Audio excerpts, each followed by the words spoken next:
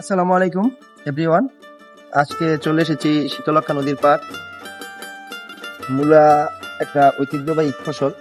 এই ফসলটা আসলে উপর থেকে নিয়ে আসে নদী থেকে ফ্রেশ করে তারপর উপরে তুলে তারপর বাজারজাত করা হয়। তো এটার গুণাগুণ সম্পর্কে একটু আমরা জানবো কৃষকের কাছে। চলুন তার কাছে কিছু জেনে নেওয়া যাক।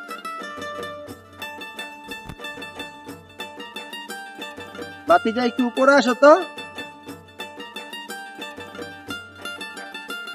আজকে কৃষকের কাছে জানবো এটার উৎপাদন কিরকম হয়েছে।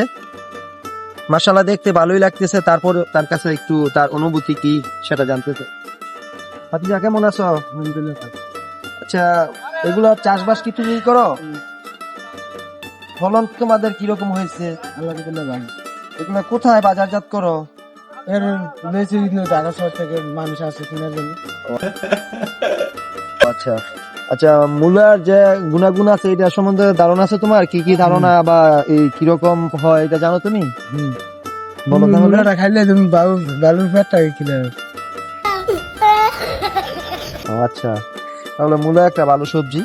শীতকালে একটা ভালো সবজির মধ্যে হচ্ছে মূলা। মূলা খাইলে আসলে আমাদের পেটে বদ হজম ক্লিয়ার হয়ে যায়।